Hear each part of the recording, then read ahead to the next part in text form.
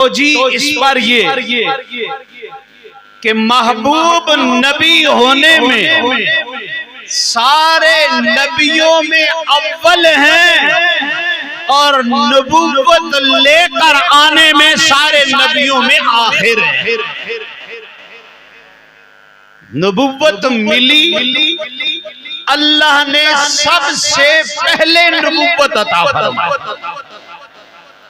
یوں سمجھے پیدا بھی رب نے سب سے پہلے کیا، مقام نبوت بھی رب نے سب سے پہلے عطا فرمایا، مگر دنیا پر نبی بنا کر مبعوث کیا تو سارے نبی پہلے آئے، کائنات پہلے سجائی، پھر فرمایا محبوب اب تیری باری ہے، مگر جب تو آئے گا تیرے بعد کوئی دوسرا نبی نہیں ہے، تجھے خاتم النبیین بنا کے بھیجا۔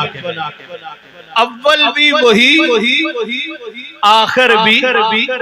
اب کوئی کہے اولیت و آخریت میں کوئی فضیلت نہیں تو اس کی عقل کا ہے، پھر تو ہے، بے وقوفی تو ہے، مگر حقیقت نہیں کہ رب نے اول ہونے کے لحاظ سے بھی شان عطا فرمائی۔ اب یوں بھی سمجھنے میں اس کو اور آسان کروں، ایک اعتراض یہودیوں نے کیا کہ ہمارا قبلہ پہلا ہے اور ان کا قبلہ بعد والا ہے، لہذا پہلا ہونے کے لحاظ سے، اول ہونے کے لحاظ سے ہمارا قبلہ افضل ہے اور ان کا قبلہ مفضول ہے۔ جب یہ اعتراض کیا، رب نے قرآن میں اس قبلے کو بیان کر کے، اولیت کو بیان کر کے اس کی فضیلت کو بیان فرمایا۔ فرمایا ان اول بیت وضع للناس الذی ببکۃ مبارکا وہدی للعالمین، بے شک پہلا گھر، اول بیت پہلا گھر، تم کہتے ہو پہلا وہ ہے اس وجہ سے بیت المقدس افضل ہے، رب نے فرمایا نہ، پہلا بیت المقدس نہیں ہے، پہلا تو وہ ہے جس کو میرے محبوب نے اپنا قبلہ بنایا۔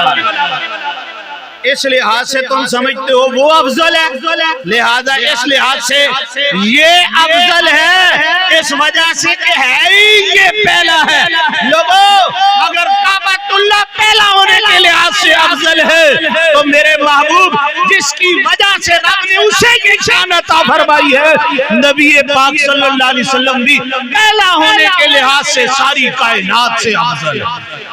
سب سے اولا و اعلیٰ ہمارا نبی، سب سے بالا و بالا ہمارا نبی، خلق سے اولیاء، اولیاء سے رسول اور رسولوں سے اعلیٰ۔